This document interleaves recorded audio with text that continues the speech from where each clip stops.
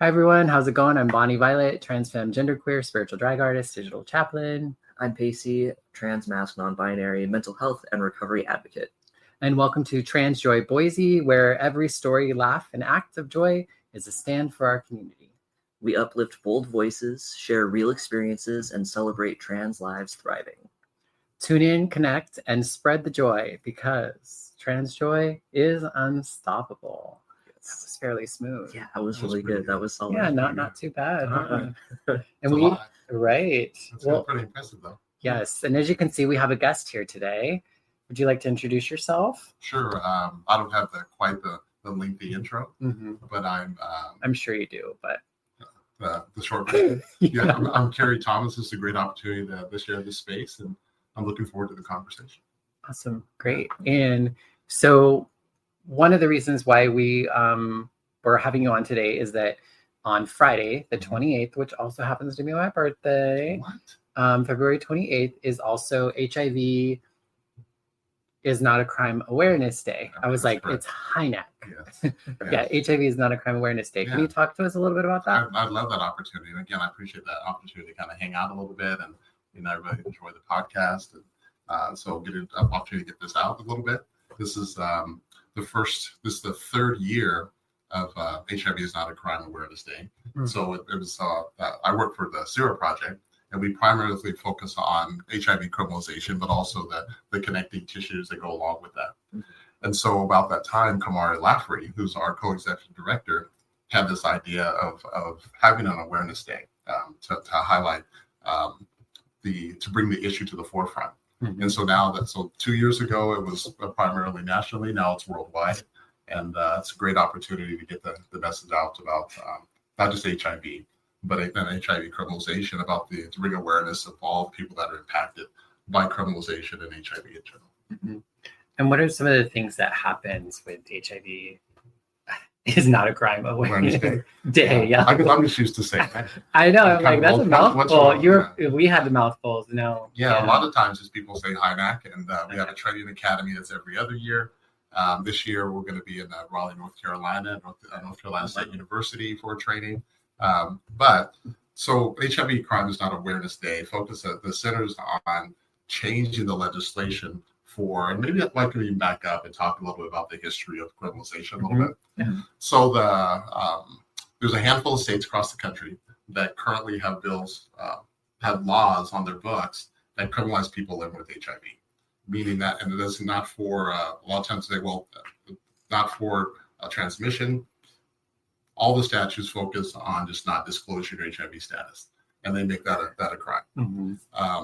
So with Sero Project, we're really focusing on getting rid of those laws, to modernize those laws. I think what we know more about HIV, first, as far as the human rights issue, is that to single out for prosecution for any illness is inhumane.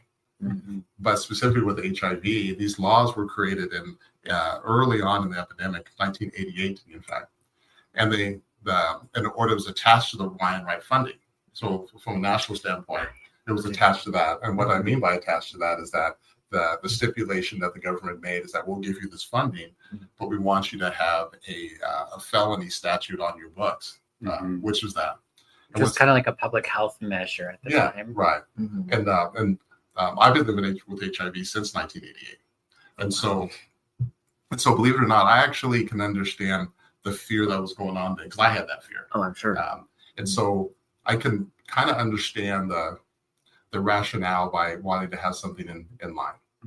However, just as life changed, what we know about HIV today has changed. And then so these laws are no longer necessary. Right. And so the laws are still on the books. They've never changed, but the Ryan White funding has it. Exactly. It doesn't expect the same. That's what's really interesting. Sort of support. Exactly. So from the federal standpoint, they haven't no longer attached the funding to that statute. So states are still getting the Ryan White funding, regardless if they have the statute or not. What hasn't changed, states like Idaho has not repealed that law or even modified it, or even want to take a look at the law to change it to match the medical facts of HIV. Oh, that's so interesting because we've made so many just strides in treatment and just prevention that it's such an antiquated Right. Yeah. And that's what's interesting is that you can have criminal justice and you can have come from the medical field, but you can't do both. Mm. Meaning that if our goal, and Idaho has a goal that they wanted to eliminate HIV to get to rid the state of HIV by, I think it's 2030, I think it is. That was the Something goal. like that. Right. Yeah. Oh, wow. But the best way that we know today is that to get people tested, get folks on medication. That's how you stop the spread of the disease. Not by criminalizing it. Well, by criminalizing it, but all the statutes, primarily affirmative defense, meaning that you can't be charged if you don't know your status. So on the one hand, the medical society say we got to get as many people tested as possible in order to get on medication. You get on medication, then you can get undetectable. So you're not spreading the virus. Correct. Yeah. But if people don't know their status, they can't be charged. Right. So if anything, it discourages people from getting tested, Right. getting on medication, and so forth. Yeah, it kind of de-incentivizes Very much so. someone knowing their status Right. and doing what they need to do about Yeah. the virus. And that's a really unfair position to be put in, to have it seem more beneficial to not know your status Mhm. just because you don't want to get, prosecuted with something Right. like that. Whereas instead you should be wanting to know so you can be treated for it. That's Yeah. so backwards here. Yeah, and and we've come so far because I've been positive for 26 years, and back in the day, when I was living here, I was scared. Like I remember we were talking about making partners sign letters saying I told you that I had HIV, and this was like before PrEP. This was before we knew that like a no viral load, undetectable viral load meant untransmittable. And so there was definitely a lot of fear around, and I think even less of the idea of an incentive. It's like, okay, I was okay, like maybe I'm in a high risk group, maybe I'm gay, maybe I'm whatever. People have told me that I'm going to have HIV because I'm part of this group, right? And then, okay, so I'm fine today. I'm getting dates.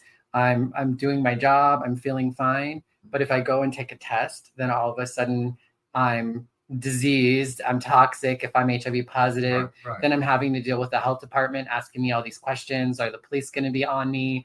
And then like, am I going to date? Am I going to, all this sort of stuff just kind of comes in. And so like at the end of the day, I think people might not be like super conscious of it, but at the end of the day, they're like, well, why do I want to know? Yeah, and there's no question that the stigma that associated with HIV, criminalization statutes play right into that. They're separating people as other than those people, and these statutes make the 100% responsibility of the person who's living with HIV to protect both partners.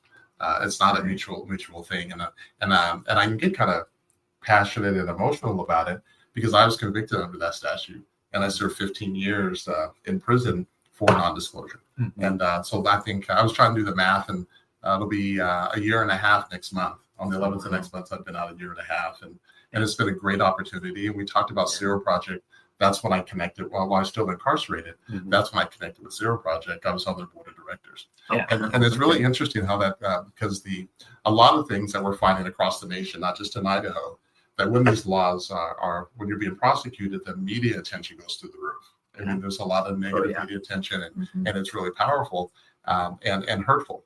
And at the time of my arrest, my son was 13 years old, I believe, 12, 13 years old. Both my parents were older folks, and the amount of media attention that was coming forward was just intense. Yeah. And so it was not kind. Yeah, at all. It was we knew each other kind of sort of back then. I was running Alpha, the HIV/AIDS organization, because this would have been like 2008. 2007, 2008. 2008, yeah. And so it was definitely very much like, this is a monster, didn't disclose their status, trying to infect people with HIV, very much a very like negative kind of slant to it all. And I remember you had been volunteering with Alpha for a while. I had met you.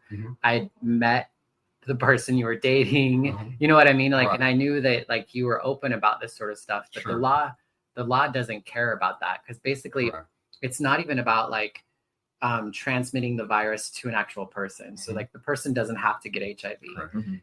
The person just has to claim that they weren't told or they weren't aware. And then it becomes like a he said, she said thing. And even worse than that, it becomes the person who's charged. A lot of times, we grow up in civics class, you're innocent until proven guilty. That's the foundation of our judicial system. in cases like this. But oftentimes, specifically with HIV, you have to prove that you did. Mhm. They don't have to prove that you didn't tell. Right. You put in a situation, you have to prove that you did disclose. Right. And that's pretty difficult. And that's why we had people, we Right. were thinking we needed people to sign Exactly. things or whatever. And I think one of the things that's also important to bring about, and I think this is the issue with corrections as a whole that you kind of talked about, there's issues with HIV, but in corrections as a whole, there have been other people in Idaho who have been found guilty of this or charged with the same charge, Sure. right? Sure. And they were not sentenced to 30 years in prison like yourself. And I do believe that part of that had to do with the fact that you're a Black man and she was a white woman. A lot of those other cases are men on men, gay men kind of aspects in which the consequences were much little, even though there were a lot of the same process of somebody claiming the other person didn't disclose. And many times the person actually had disclosed. Correct. And believe it or not, I've how do you manage a 30-year sentence? And my sentence was originally 30 years. And I'll take a quick tap my hat to the Idaho Department of Corrections, because I'll tell you what, at the time that I spent there, they gave me every opportunity to kind of get my life figured out a little bit. And what am I going to do? How do you do 30-year sentence? I remember early on, people were asking me, well, how are you going to do 30 years? And I'm like, I can't, but I can do today, and I can do God willing, do another day and another to get momentum. And somewhere in that process, I realized, boy, that's the same way that I adjusted to live with HIV. Stay with us. We'll be right back. Transjoy is resistance. Transjoy is community. Transjoy is here with our weekly social support group. Join us for a welcoming and affirming space where trans, non-binary, and gender diverse individuals can connect, share, and support one another. We will have peer-led discussions, social connection, and mutual support in a space where you can be heard, celebrated, and uplifted. No RSVP needed, just show up and be you. We'll gather every Thursday from 5 to 7 p.m. at Roots Market. For more info, click on the link in our show notes. The same anxieties that I had. How am I going to live? Am I going to be able to have kids, or am I going to see my family? Am I going to see, I was 24 years old. Am I going to see the age of 30? Right. Back in 88, I was told that, and this is what I heard. I always like to phrase it like that, because I'm what I've learned today. I choose to believe that there was more information given to me than what I heard. But what I heard was, you've tested positive for HIV, and then after that, I heard wah wah wah wah. 6 months, wah wah wah wah, maybe a year. And so when I believed him, and I truly believed that, wow, I'm not going to be around to make those decisions. So oddly enough, when I was incarcerated, it was a period of adjustment. And I didn't believe that my original sentence was 30 years. You figured you'd probably die in prison. Right. And so it was real important to me to figure out how I'm going to live that time. And it was really simple. I attacked it in the same way that I attacked it with HIV. Give myself as much information I possibly could. Set clear goals. Develop strong relationships. It took you a while to get there, though. Oh, no doubt. I think that early on, it's interesting when you talked about my connection with Sero Project. So after I got to the facility, I get a call from some guy named Sean Strew, out of the blue, and he's doing a documentary on HIV criminalization. And believe it or not, at that time, I didn't even realize other states had those statutes. And so, and with an intense amount of media attention, my first thought was the last thing I want to do is test that hot stove again, but Sean, if anyone who knows Sean Strew, he's very convincing, and he's a very strong personality. He's very sincere in what he does. And he said, well, don't worry about it. I'm coming to Idaho, and we'll sit down and talk about it. And I love to share the story about the power of advocacy. A lot of the things that you folks are doing is that I remember clearly when they were walking me to the room where I was going to meet with Sean, and I leaned over to the officer. I was like, look, give me about 15, 20 minutes, half-hour talks with this guy and tell me you have to take me back. We got in there, and 8 hours later, I decided that I wanted to do something. I wanted to have a voice. I wanted to do whatever I could where other people will be in the same situation. And I really broaden what I mean by same situation. The people who are determined to be victims of the crime Criminalization directly impacts them. Yeah. What I mean by that is society, we're giving out misinformation. We're not given all the facts to make a informed decision. Right. Because you're instantly seen as you're going to be infected. They don't tell any of the medical facts. It says something has happened to you, you're a victim. Yeah. And I think that, especially in this political environment nowadays, I choose not to see myself as a victim in any situation, whether it's with HIV, whether it's being formerly incarcerated, whether it's struggling with how to pay my rent, all the things that come with living today is even in this community. No, we're not victims. Yeah. And I think you both can kind of relate to that. I can relate. I hear in the sense of like, it's important for me, like as a person, to not see myself as a victim. Very much so. But it is important to recognize that I was a victim, that I was harmed by a system or by a situation that was not my doing. Yes. Like, I think that's important, because I think sometimes we'll skip from that, like, I'm not a victim, I'm a survivor, without really doing the work of like, actually, no, I was a victim and this was not okay, but like that there ain't fuck I can do about it now. Right. Except for try to like live beyond it. Right. And not live like stuck in that hurt, damage, and continue living in that victimhood, but finding a way to live beyond it. And I think and I'm guessing you both would agree, part of that is being a service to others.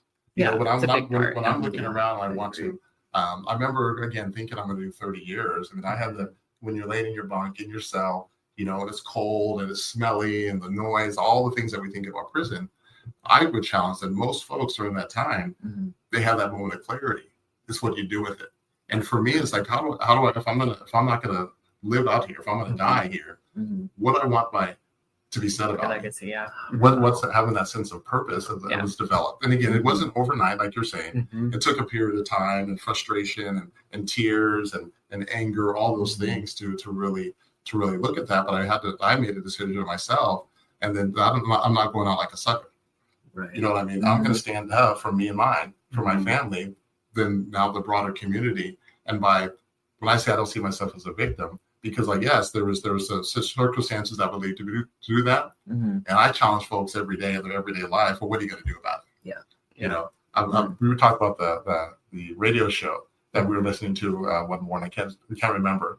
I don't remember. And one of the things that stuck out to me is, do we want to be slapped or do we want to be knocked down? And that really resonated with me in this political environment, because being slapped to me means I'm docile, I'm not being assertive, those type of things. But to be knocked down, at least I'm in the fight.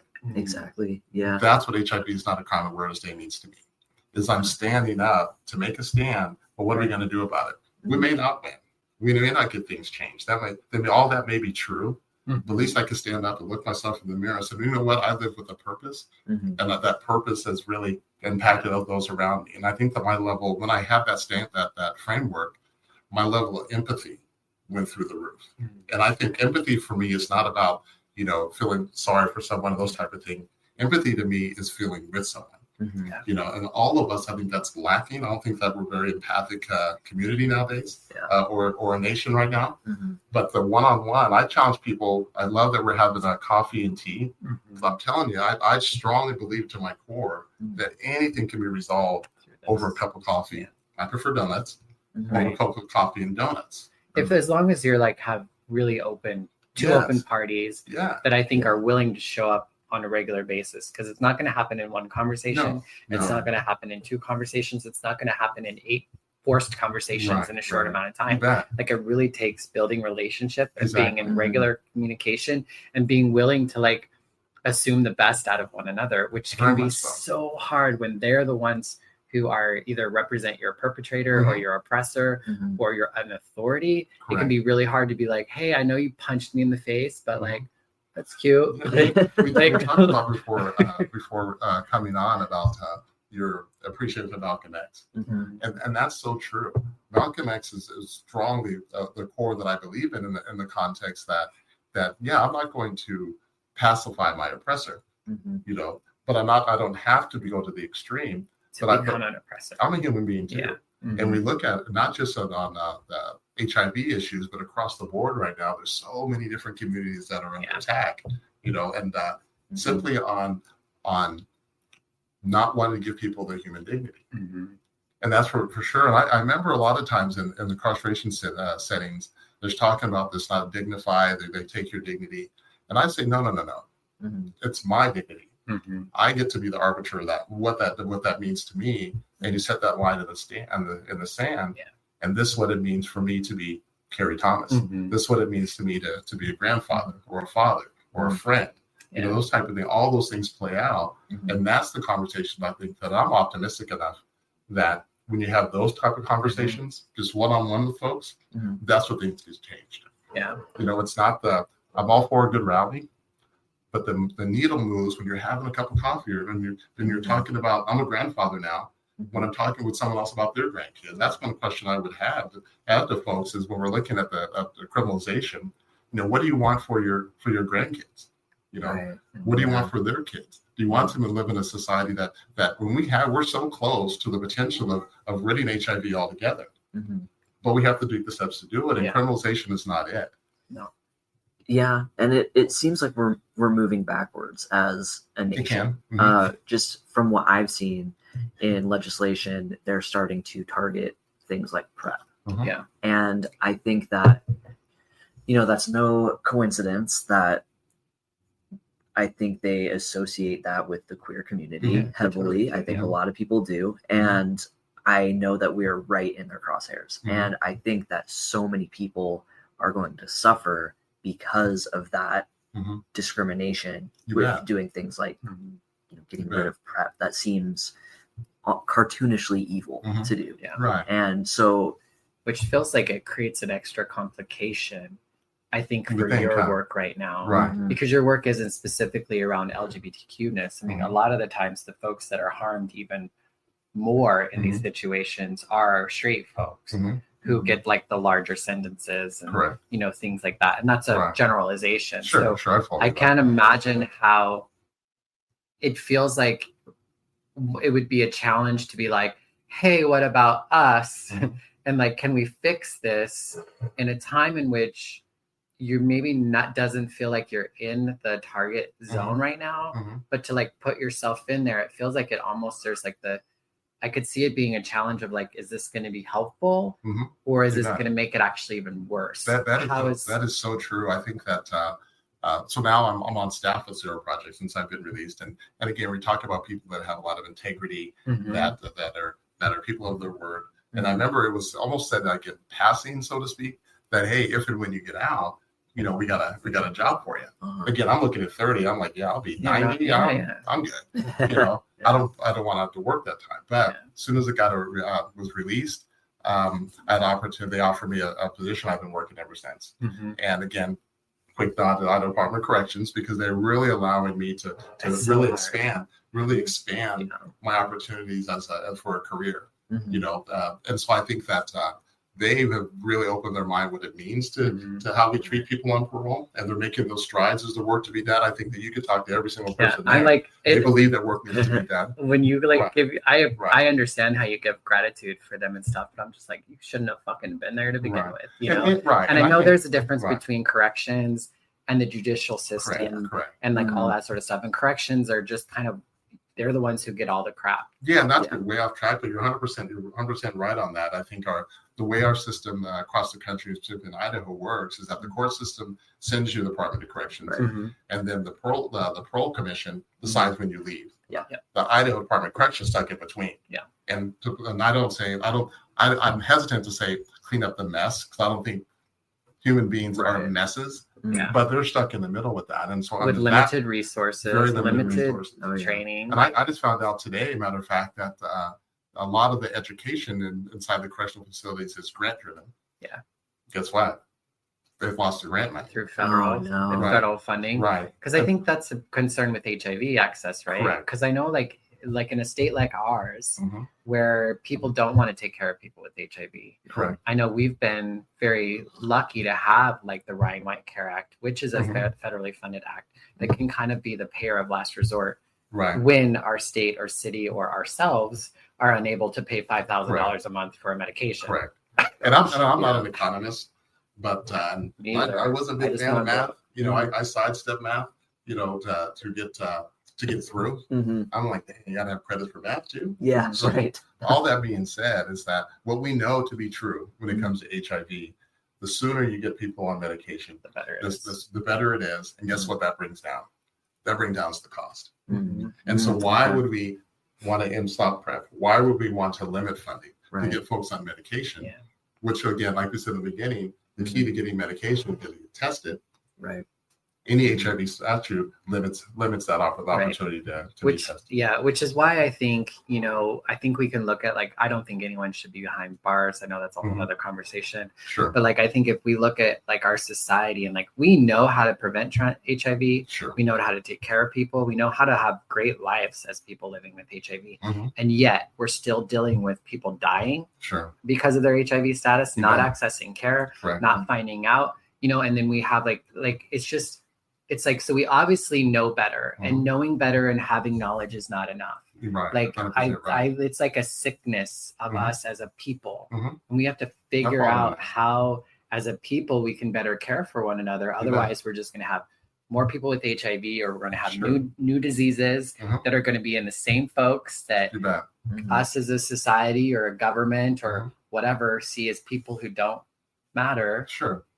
continuing to have these problems. So even if we cure HIV tomorrow, Mhm. because of the way our society is, we're still going to bet. have, we're still going to be coming at people, whether we're throwing them in prison for this, that, or the Right. other, or Yeah. there's some new disease that they're getting impacted by, like diabetes or so Right. many other, Yeah. like, you can see over and over these health disparities, Right. and they're caused from like society. Right. And the logical question for me is, what do we do? Yeah. I think that We're figuring that out even, today, even, right? And even while incarcerated, when you can talk about all the conditions, all the rhetoric we hear, that say it's 100% true. Mhm. The next question for me was, and to this day is, well, what do you want to do about it? Hmm. As far as HIV is not What a can we crime do? awareness day, we got to start having the conversations. It's not necessarily about the big ticket items. They have a conversation. Yeah. Because believe it or not, there's more people that are living with HIV. Your neighbor, maybe your bus driver. I'm not trying to throw anyone under the bus. Your checker at the grocery store.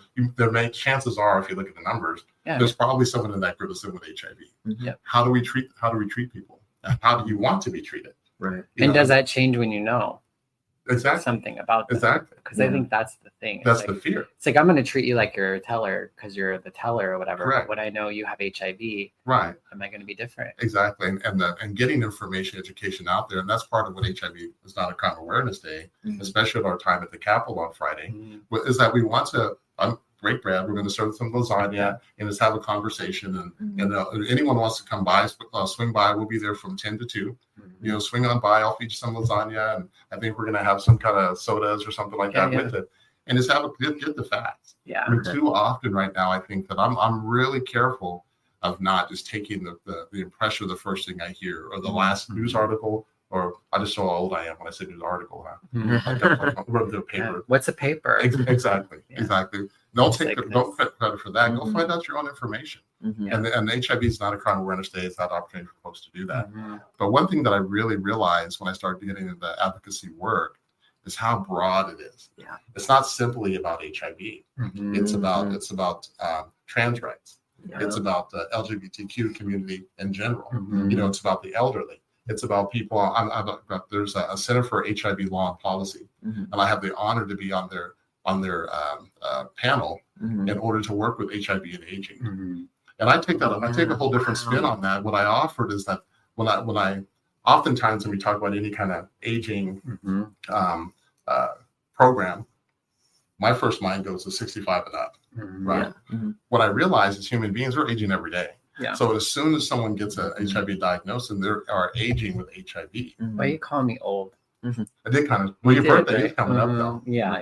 Yeah. And so when we come to under that context, Yeah. how do we work with people to be in a situation where I'm 60? The person who's 25 currently that's living with HIV. When he's 60, I want him to have a clear plan to meet every one of his dreams.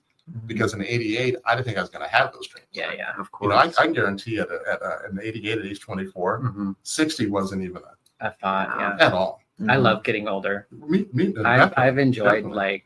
I've enjoyed getting older, and I think part of Yeah. that is because when I was so young, I Yeah. thought I thought if I lived to be 26, Right. I would be like freaking old. I remember. And I'm going to be 46. It's Yeah, crazy. it was October of '88, and I Mhm. remember I didn't share that how I found out my HIV status. I was going to, after college, I was going to join the military, and then you have the testing, Right. and they call me back in for the results, like an extra trip, and I'm thinking, and forgive me for that, but I'm thinking, man, did I get a dirty way or something? Yeah. I'm thinking in my Right. head, I'm wondering what's going on, Mhm. and I'm kind of going through the possibilities, and then they told me that I was tested positive for HIV. And I truly, sadly, didn't even know what HIV really was. I kind of sort of did, but not really. Yeah. And so inside, I was like doing a little happy dance. I'm like, woo, all I got to do is get a shot or something, and I'm out of here. Right. Mhm. And that's when the nurse said, no, that's the virus that causes AIDS. Well, AIDS I had heard about. Wow. And Yeah. all the HIV, things that, yeah. then all the things that come with that. And that's when my life changed to some degree. I mean, I left and wouldn't tell my mom and dad. And I'm real slick, so I told my sister first, Mhm. because if I told her, she's going to call mom and dad, and then the ripple effect. By the time I get there, all the dirty work of it done. Yeah. But then I said relative my goodbyes, and the hardest thing I think that maybe you can relate to this. The hardest thing was it wasn't that I didn't want to talk about it or give answers. At that time, I just didn't have an answer to give. Yeah. Right. I'm just trying to breathe in and Processing out. it. Yeah. Mhm. And you can only take so much Yeah. in at one time. Like it's a process. Right. So events like this, what Sero does with you inviting me on the podcast, all those things does, it opens it up so we start having those conversations. Mhm. So I guarantee we all have the same fears. And all I'm asking for so when it gets to the point where it's a legislative conversation, Mhm. I'm just asking us to just look at it. Yeah. Because I understand the fears, believe me. We understand the fears. I live the fears. But as science and technology has changed, Mhm. I've changed. The way we should view HIV has changed. And I don't know, maybe this law is obsolete. Maybe it's outdated, and maybe they're unnecessary now. Yeah. Maybe take a step back and kind of look at those type of things and see it in those contexts. No, maybe they are. Right. Like there's no sense. Right. There's no logical sense that sort of law should be on the books. We Especially- know better. Right. In Right. comparison to the 80s, like Right. Yeah. that's these laws that were established so long ago when it was effectively like a death sentence. Right. And I think back in those days, it was a precaution that they were trying to just prevent it, all of these things. Mhm. Let's stop it's like- everything for now. Exactly. Yeah. But it is not like that anymore. Right. Yeah. Like it We is. know better. Yeah, we know so many people that Right. are living beautiful, Living and healthy, thriving. yes, Right. with HIV. Right. And they're not transmitting the virus. Exactly. Like that's the other Exactly. aspect. The people who are transmitting the virus are people who don't know their status. Right.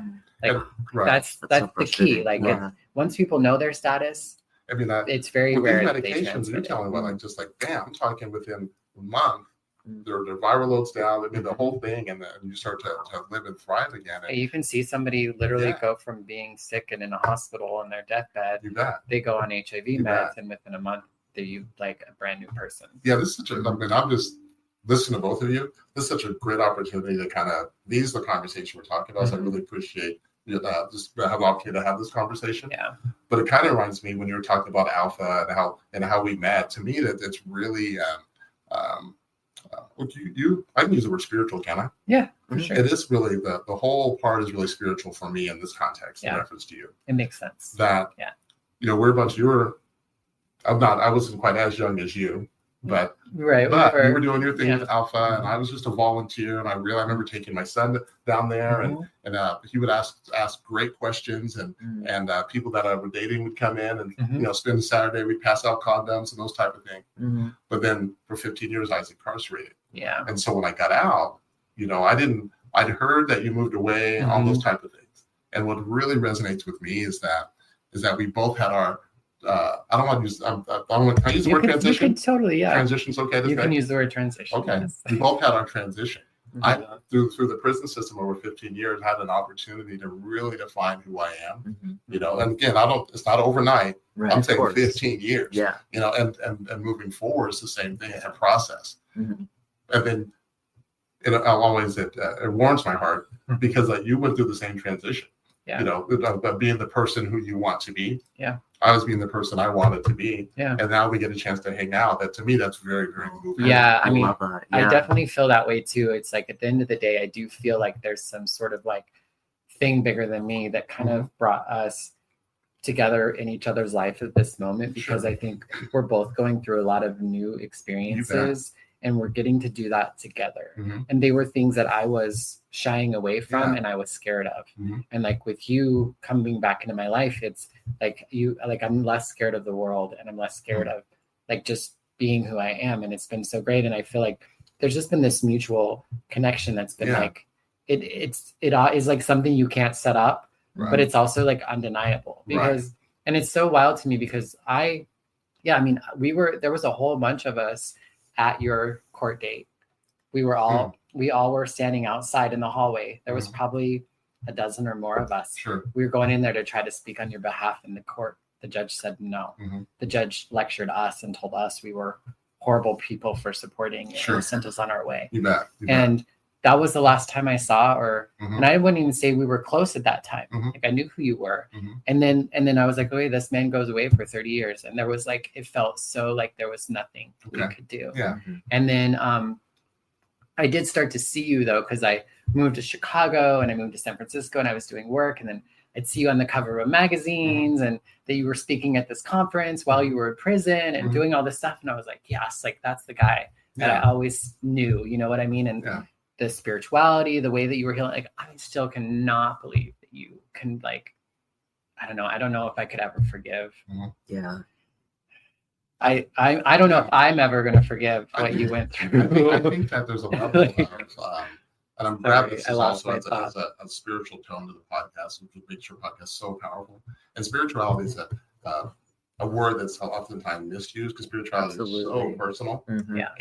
And to me, holding on to resentment is like chain smoking hate, you know, or better yet, it's like I'm gonna torture myself and expect you to feel the pain of it. You know, and I think that at some level, there's a level of acceptance for sure. A lot of that comes with education. A lot of that comes with empathy. All that stuff is bottled up. And how do we move? I don't like the term move on. How do you move through? Because it is a process. You know, I think that's the key is to move through it. Because I know so much in my life I either avoided or I pretended it wasn't happening or I like sidestepped. And like the truth is like I have to go through it because it's still hanging out there. I remember a couple times when we went to dinner or something like the first couple of times. I think I'm pretty sure it was downtown. I don't know if I could say the restaurant that it was at. I mean, that's you know, I don't know if you have that kind of sponsorship. Right, not yet. I truly I do my best to see every person as who they are, who they want to present to be, but who as that person. And so, and it took me a second because I see you as Bonnie. Period. No ifs, ands, or buts. And so I remember when we went to such and such a restaurant, you were a little. I was very uncomfortable. Right. And excuse my language. I'm like, get in the car, bring your ass on, let's go. What's the problem? You know, and not that I sometimes people say I can be a little bit immature, you know, but I don't know if that's true. I've never heard anyone say that. With the as I poke you. But yeah, it's like I wish somebody would say something because folks, we just have to like start allowing people to be people. It doesn't matter. It doesn't matter. This is the way that you want to be accepted. And I think that one of the biggest things I picked up inside a correctional facility is a pure understanding what empathy is. Again, empathy is about feeling with you, not feeling for you, not feeling against you. It's just happening. But to be empathic, you have to really want to be vulnerable. That's the difference. I don't see us as a society, sometimes certain levels of community that's willing to be vulnerable enough to put your hand out there and say, how can I help you? You know, we're quick to tear people down. We're quick to name call, but we're not to the point of reaching out and saying, what can I do for you? Or I don't even understand what you're going through, you know, but I'm willing to listen. I think there's that, but I think a lot of people are just hurting and struggling. And I think, I think feel it, and it's really hard to get past your own struggle to meet somebody in theirs. You bet. And especially if sometimes I think there's so much of the world will tell us, and I think that's why Trump and the politics are so powerful right now is because there are so many people who are struggling and what politics is doing is it's their fault. Exactly. They're the ones doing this to me. And so I think that's the part that's hard is because we all want We all want to be able to blame someone Right. for what's happening to us. Right. Like we can even be blaming them, right? Correct. Yeah. Correct. But it's more than that. That's what's so powerful that you're saying that. And that, again, is one of the reasons behind my vision of HIV is Out of Crime Awareness Day for Idaho. Because that's what criminalizing HIV is saying is their fault. Right. It's that person. Right. Because it's interesting when you brought up my case, all the stuff that was going on, all the drama, the one thing they didn't talk about one time was HIV. Oh my God. I mean, that totally makes sense. They're trying to get rid of all of these resources, and I think they're using HIV as kind of this smokescreen to hide like their racism, their bigotry, their hatred. And I think that what happened to you is a prime example of that. You know, like if it was truly about what they said it was about, they would have been mentioning that. They would have been focusing on that. On the illness itself. But I think that so with Sero Project, I had the opportunity to go to different parts of the country, down south primarily. And this year, I really want to focus on our community. Yeah. What can we do different? We didn't have a HIV Crime Awareness Day. Me and Kevin were in town, but we really didn't do a lot. And it's important that I want to include everyone to have that conversation, like you're saying. You know, to get the word out there of what we can do, what's true, what's not true, what's obsolete, what's not obsolete, you know, what's outdated, what's not outdated, and to have those kind of conversations with folks to move through it, to move past this where we're stuck, you know, and to see people for who they are. It's okay if you're scared. I was scared. You know, I get it, 100%. But how do we move through that? I made a choice. I don't want to live my life constantly in fear. And I would argue most people are the same way. Right. You know, most people, we have grandkids, kids, brother, sister, the litany of those relations that we have. We don't want harm to come to them. Right. No. You know, but making someone the boogeyman, you know, is not the answer. And we see that all the time too, even with like you have conservative people or people who are like on the other side, and then they have a trans family member or something, and then they're like kind of talking to us, and they're like, "How do I do this?" Or this isn't right. And they really start to question the sorts of things. One of the things that I'm hearing a lot, and which is still really remarkable, is like you've gained so much wisdom. You kind of have a gratitude and a perspective from your experience that I think really lends to a lot. And I think it really reminds me of what HIV in a lot of ways has always done. It's always illuminated and put a light on the problems of the world in a lot of ways. You know, I mean, it initially impacted homosexuals in a time when things were really, really bad, and like heroin addicts and Haitians even at the time, you know, all the H's, right? You know, and then through that process, we learned that it was a sexually transmitted disease. And then we started combating stigma around sex and being queer and all these sorts of things. And then we actually have gotten better about, we found treatments for people with cancer and other diseases because we were studying HIV, you know? COVID. Exactly. And we've learned that we actually provide better healthcare when we treat the whole person instead of just the disease. And we're learning about how housing and all these sorts of things are so much, like we're learning from HIV and how HIV is impacting people. And I think another one of those areas that we really have not spent the time on that might be one of the final lessons. I'm sure there's more, but maybe the next lesson is around the criminal system in general. And I think HIV is illuminating, and even what's going on with trans people right now is really illuminating a bigger problem with the criminal system. I'm glad you brought that up. So when you talk about the correctional setting, and there's individuals who are currently incarcerated that are trans, and how do we treat folks? You know, how do we give them their privacy? How do we help them through whatever they're going through, whatever the issues that are going through? But one thing we cannot do is put people in a situation where they're going to be abused. It doesn't matter if you're inside a prison or not. It doesn't matter what the circumstances that were where the person's now incarcerated. You still got to keep people with dignity. 100%. And I think for the most part, you know, I think that we're moving that direction. And I think that what you're doing as far as your podcast and all the other things you do with the community are huge. That's a joy getting to know you a little bit more. Absolutely. Because at first I was like, I don't know. You don't know about that guy. All that was going on. And, you know, that you kind of gave me a little side eye, and that's fine. I did? No, he thought you were great from the get. But I think that's fine. That's I always loved you. Know people as individuals. You know what I mean? And so why, on our differences, why as a community are we allowing that to be the separator? You know, I think why is it that there's so many things that where we're attacking the trans community now. Mhm. My question is for what? And I promise we wouldn't go into it too much. No, that's okay. Over a background? Yeah. Yeah. I don't care. Yeah. You know, I remember growing up where, you know, I grew up here in Boise, and so we'd be down by the river. You know, you go behind the tree and take care of your business, go about your day. Right. And that was if you're a girl, if you're a boy, it didn't matter. Right. But we're not going to run all the way home, Exactly. you know, and miss something and come back. Mhm. So now, Yeah. that's where, and I don't, when I say I'm over it, I don't mean as in a dismissive way. Yeah. I'm just like, come on, we're adults. Yeah. It's frustrating. Yeah. I can imagine it has to be frustrating, and the little tiny arguments. And I admire that you're steady going to the courthouse, you know, to the Capitol building, and trying to mark your stance. Like, no, this is not enough. Yeah. You know, and I think that when it comes to my advocacy, would have been easy or comfortable just to get on the plane and go down south and do all this stuff. Sure. Yeah. But this is where I live. I think that's why This is where I grew up. Yeah. You know, somewhere along the line, I have to put my flag down and say, you know, and does it mean that we're going to win every battle? Mhm. No, I don't. I don't have that expectation. Yeah. But the expectation I do have for myself is I'm going to say something. Exactly. That's exactly how I feel. Yeah. You know, like, and you're doing a great job of getting the word out. thank you. It's very disheartening.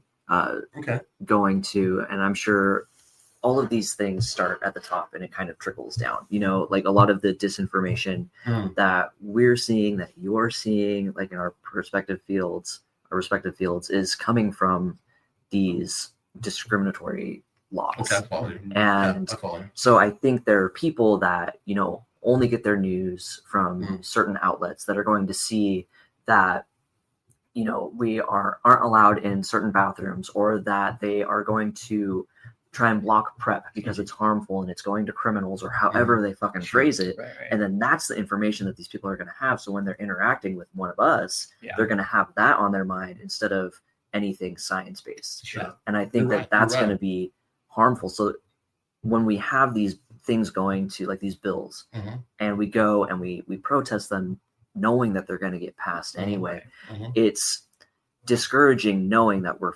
fighting so hard for these things that truly matter and that affect so many lives, and yet the people that are pulling the strings don't care. And that, I think, is what we need to figure out how to change. There's like this systemic hatred. They're far removed from our Exactly. humanity, and I think that goes right back That's to a powerful phrase.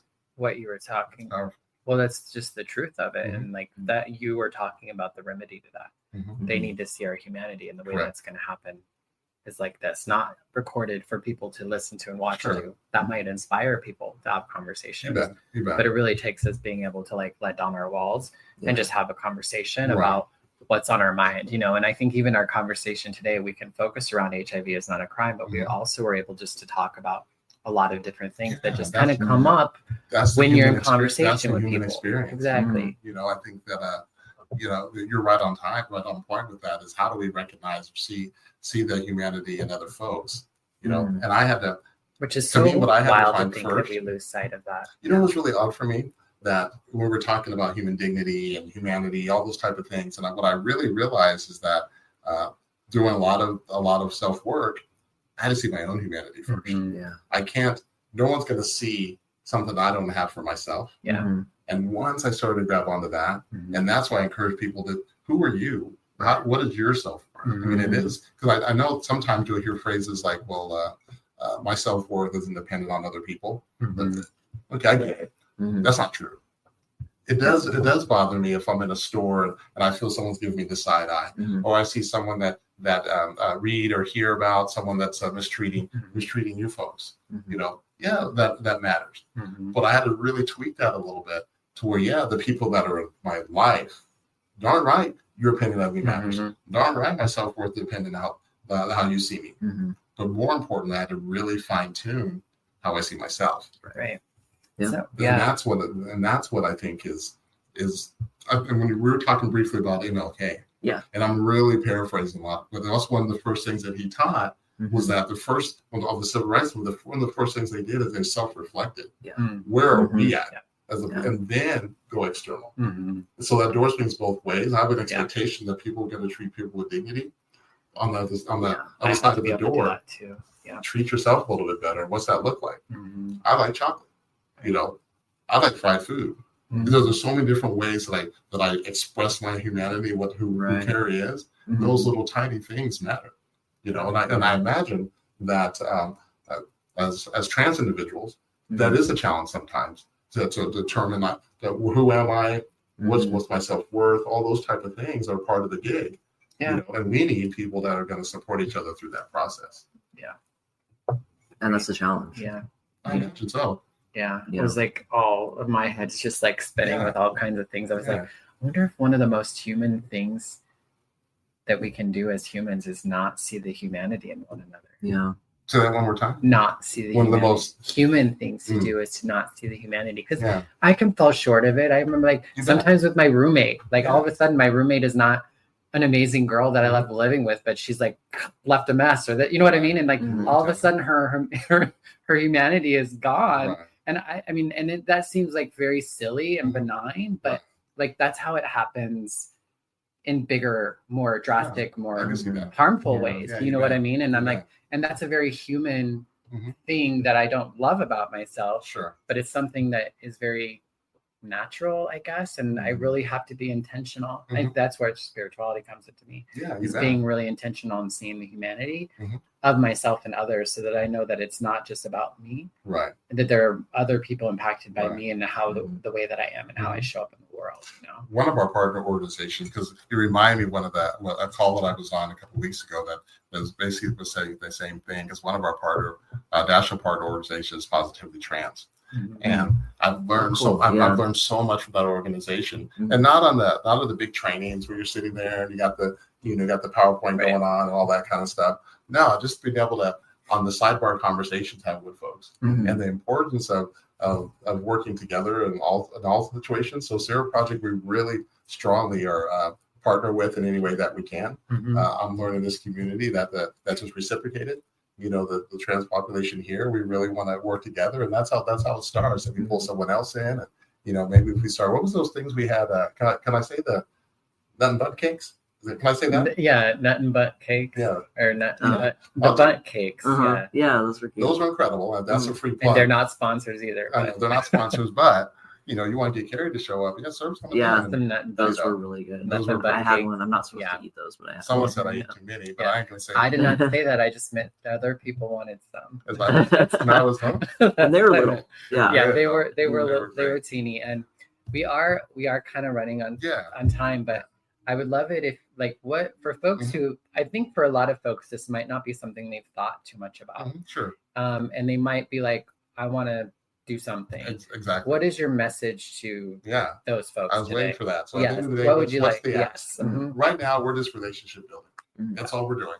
And so Friday, again, at the Capitol from 10 to 2, we'll be there for HIV is Not a Crime Awareness Day. We'll be on the Fourth floor. rotunda. There'll be some And so food. folks are welcome to come. It's wide open. Please come by, introduce Perfect. yourself. I'd love that opportunity to chop it up and, you know, serve you some lasagna and And Preston and myself will be there too, Yeah, right? excellent. Yeah. Excellent. And that's the intent behind this. Is we're not there. This is to legislators out there. This is who their staffers. We're not there to try to, you know, twist your arm. And the last time I went to AIDS Watch, when I walked in one of the meetings, you know, I'm like, look, I'm not here to ask for money. Yeah. You know, really, I'm not. I don't want your checkbook. Mhm. What I do want you to do, I want your ear. I want you to listen. Yeah. You know, and I want your influence.